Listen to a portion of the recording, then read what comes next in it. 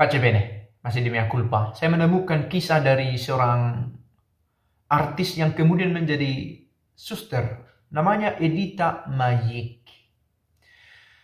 Para culprit bisa mencari nama ini di internet, saya pikir. Edita Magic, seorang perempuan tersohor pada masanya, artis yang terkenal generasi baru dalam dunia perfilman dan teater di Kroasia. Harapan besar bagi negara itu katanya, karena dipandang sebagai salah satu artis yang bersinar di negara Balkan.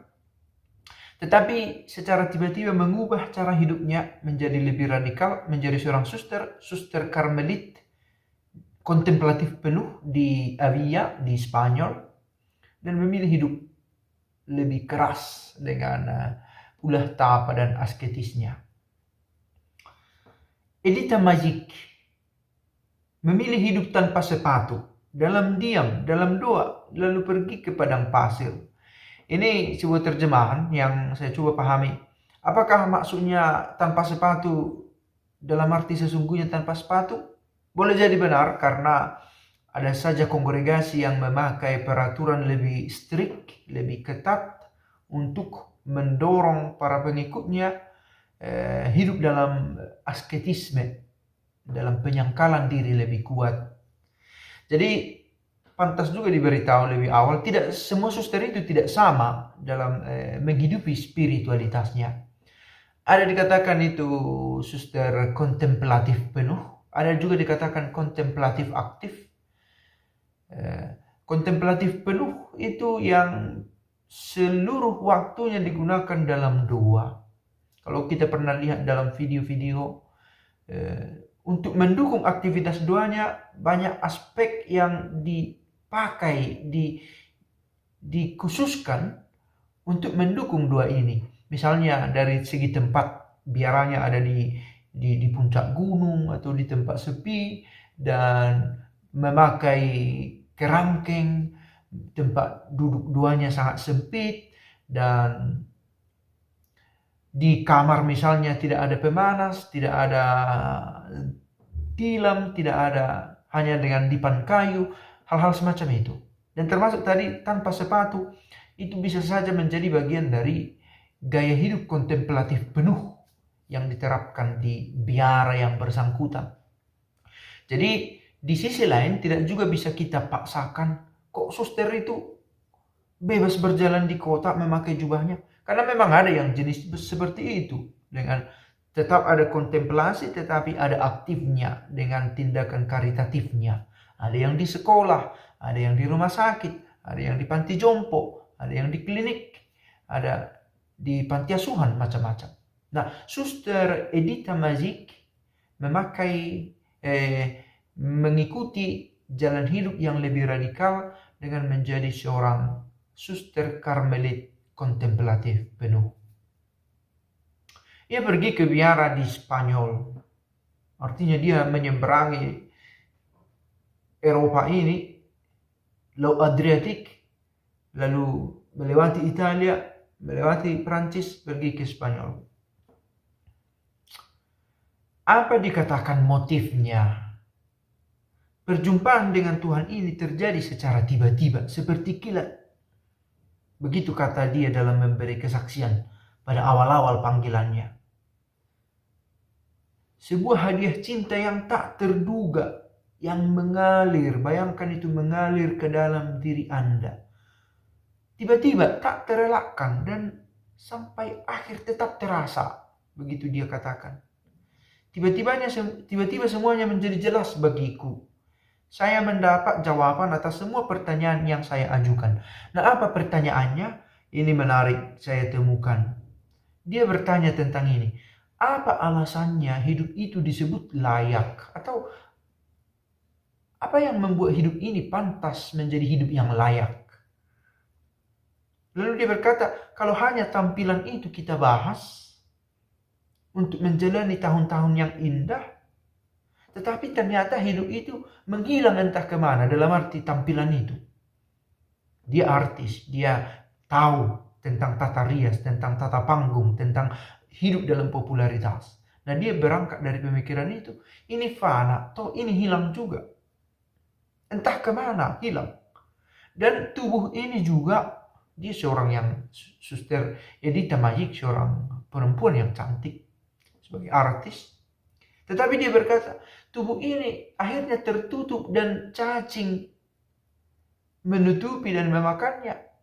Dan hilang di kuburan, menjadi dingin di sana.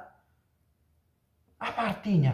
Tidakkah lebih baik aku ini tidak ada? Kalau toh ternyata hidup itu seperti yang dikatakan tadi, menjadi terkenal tetapi hilang entah kemana, lalu tubuhnya juga menjadi beku, dingin, hancur, dimakan oleh cacing-cacing, ditutupi oleh cacing di tanah, dan menjadi tidak ada. Tidakkah lebih baik saya dari awal tidak ada? Lalu dari pertanyaan ini, kalau begitu harus diberi nilai hidup ini, harus dimaknai. Begitu perkataan dari Edita Majik. Lalu akhirnya dia mendapat jawaban dengan memilih untuk hidup membiara. Yang dikatakan ini adalah jawaban keputusan yang tiba-tiba. Keluarganya pun terkejut, teman-temannya juga terkejut.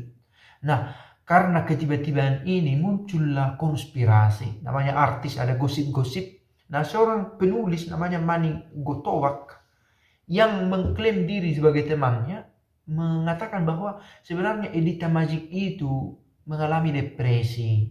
Maka dia masuk biara. Menurut Mani Gotovac ini, seorang penulis, seorang pembuat artikel ini, dia depresi. Dan apa sebabnya dia depresi? Dia kesulitan merawat hati, mengurus persoalan pribadinya. Dia putus cinta katanya. Dan dia kesulitan mengolah perasaan dan hidupnya. Dia mulai beralih ke narkotika. Dan dia tidak punya jalan hidup selain daripada mengasingkan diri ke biara. Itu dikatakan oleh jurnalis tadi. Nah, menanggapi hal ini, ternyata dari balik biara, Edita Majik tahu gosip yang beredar ini. Dia akhirnya menulis sebuah surat kepada ibunya, mau mengatakan bahwa pertama, Mani Gotovac, si jurnalis ini, bukanlah temannya. Dalam arti, bukan teman yang dekat, yang saling tahu satu dengan yang lain. Bahwa pernah bekerja sama, katanya menurut pengakuan Mani Gotovac, mereka pernah bekerja sama. Tetapi bukan teman dekat seperti dikatakan oleh Edita Majik. Lalu, tidak mungkinlah saya masuk ke biara dalam keadaan depresi, memakai obat-obatan, dan hancur secara psikologis. Tidak mungkin. Karena ada seleksi untuk masuk biara. Karena itu, saya masuk biara bukan karena alasan-alasan itu. Tetapi karena itu tadi, pencarian makna hidup. Apa alasannya hidup ini dipandang layak? Begitu dikatakan. Tetapi akhirnya Suster Edita Majik yang terus menerus mencari makna hidup dan juga ada kekecewaan atas hidup yang sebelumnya dialami, akhirnya memilih juga untuk hidup di padang pasir, memilih hidup yang lebih keras lagi. Saya pikir ini bukan hal yang baru di dunia hidup selibat.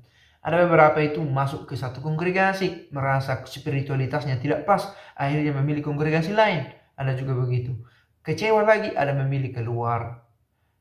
Ada juga yang memilih hidup kongregasi satu ini, kontemplatif aktif misalnya, rasanya tidak cocok, memilih untuk lebih berdoa, akhirnya masuk ke biara suster yang lebih ketat aturannya, macam-macam. Nah, Edita Majik dikatakan memilih untuk lebih beraskese lebih lagi. Askese itu membuat penyangkalan diri, kebutuhan-kebutuhan yang umum tetapi tidak dipenuhi untuk lebih memusatkan perhatian pada hidup rohani. Misalnya, itu tadi, menghindari pemanas, tidak memakai tilam, tidak memakai alas kaki, berpuasa, dan lain-lain. Lalu ibu Edita Majik ini membuat kesaksian, namanya Jadranka, bahwa Edita Majik pernah menulis surat kepada Jadranka, ibunya, dan berkata bahwa dia ingin mencari hidup yang lebih kuat lagi. Dan ibunya berkesaksian begini, selama bertahun-tahun dia merasa bahwa Tuhan memanggilnya ke kehidupan yang berbeda dan lebih radikal. Ini dia. Dia merasa ada panggilan itu. Memang aneh juga. Kalau aneh dalam arti bukan tidak mungkin, tetapi inilah panggilan. Ada keinginan untuk hidup lebih radikal, radice, mengakar, lebih ke bawah lagi. Dia ingin mencari tahu rasanya hidup lebih radikal itu karena ada panggilan, dan akhirnya dia hidup dalam pertapaan, tinggal di tempat yang sepi dan sepi. Itulah keinginan dari Edita Mazik menurut pengakuan dari ibunya Jadranka yang menerima kesaksian langsung dari Edita Mazik ini. Saya pikir ini kisah panggilan yang kita semua bisa mengolah dalam hati setelah mendengar kisah ini tentang memaknai hidup. Apa yang mau saya cari? Bisa disimpulkan masing-masing dalam refleksi setelah mendengar video ini. Pace bene.